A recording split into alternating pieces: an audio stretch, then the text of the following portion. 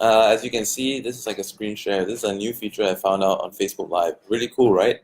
So right now what I'm going to do is I'm going to go over to my VPS right here, and I want to show you specifically two different features, okay? A lot of people like to ask, how is the hedging system working? How is it a hedge? And basically, I think the best way to illustrate this is like with these two charts. We have, in this chart, it is a buy, okay? And in this chart, it is a sell. So as you can see, there's the stop loss applied on this position here that has been running since 111.71. So that position was entered over here, 111.71, and we all know that it went as low as like 111.22. We now have a stop out over here. What is this? It's a stop loss to lock in profit, okay? So right now, as you can see, it is about 2.1 pips away from hitting that stop loss. And when this stop loss is being hit, okay, basically it's going to enter a new position. And in the meantime as well, we are also cashing out. We're cashing out on this sell, because if it goes past this point, it's going to be the case that it's going to go up for a bull run.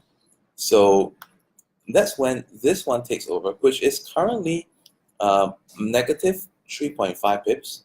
So when this one cashes out, it will cash out around the same time as this one will start to make profit. So that way we kind of have them take turns, and this is how the hedging works. So likewise, if it was going up and then came down, at the point that it starts coming down, the buy will be exit and to lock in some profit, while the sell will start to make some profit. Okay, so this is a quick explanation of how it works. Now I want to show you another feature here as well. So this is the sell tab for the New Zealand USD, and this is a new feature. Previously, the trading stop, as I just mentioned, only works on the first position in a set of like martingale trades, which basically increase in number at set intervals.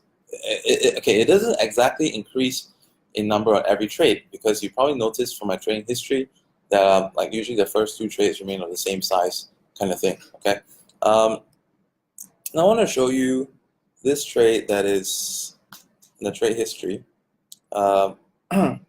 It's this last one over here, the trade here that got stopped out. So when did this one get entered? This one got entered somewhere around here at the high point, and it went into nice profit, but subsequently there was a big pullback and the trade got exited.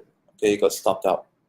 So why does this happen? What's the point of this? The point of this is a very good reason, because like as you know, in typical martingale system, okay, usually as it goes against you, it's going to be more and more position, more bigger position being entered. And the problem with that is that sometimes along the way, it's able to make nice profit, but not enough to exit all the trades altogether with profit. But until then, it would be a shame for the position to give back the profit to the market. Supposing if this didn't get stopped out, this trade didn't close with profit, okay, what's going to happen if this went back up? It's going to add, when it moves, as soon as the trade moves above the entry point, okay, we are going to be losing X dollars for every pip, floating loss that goes up until the next step. So we're just going to chalk up more loss, and what's the point of that? So at this way of running, okay, like by exiting that, we're able to reduce exposure, so that even if the retrace continues, well, yes, because one trade is being taken out, the EA can calculate how to exit the remaining trades, or if it happens to go up again, then and who knows? Have you seen situations where it could come up and down, go up and come down, go up and go down, and you're there sitting, you're sitting there wondering, like, heck, there's so many opportunities to make money. Why didn't we make money? So now this is able to do that, okay? Just by entering at the fixed intervals that are defined in the optimization, it can enter again, exit again, enter again, exit again, enter again, exit again. And when the final move comes, okay, let's say, who knows? It could go all the way down. It doesn't have to exit if there's no pullback. It can just close out, and we get a nice amount of profit. Or like if it actually goes, the other scenario obviously is possible as well. If it goes from the entry, if it happens to go right up, what happens? At least between here and here, we've made enough profit to cover the difference that goes from this to this, the next entry. So this is so much smarter, and this is one of the new features. There's more features yet to come. Like I mentioned in the previous video, I will be changing, like as you can see, active sell is tree. Okay, active sell is tree. This means that we can now, like I mentioned in the previous video, for different currency pairs at different setting, active sell, like let's say less than 4. So 3 is less than 4. We're gonna go for more adventurous profit. But when the position goes more than 4, okay, we're gonna go for more conservative profit. We're gonna exit, like based on a amount that's calculated to be, like 1%, 0.5%, whatever it is. It can be user defined. So, like right now, a set of winning trades could be worth more than 1%, 2%.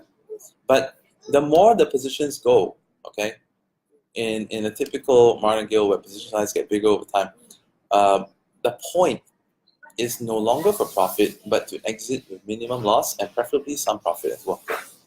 So that is going to be a new feature that's probably going to be available by end of this week or next week. I'm going to do some testing as well. But I just want to update you about how this works and prove you live and show you a live example how the hedging mechanism works. Bye for now.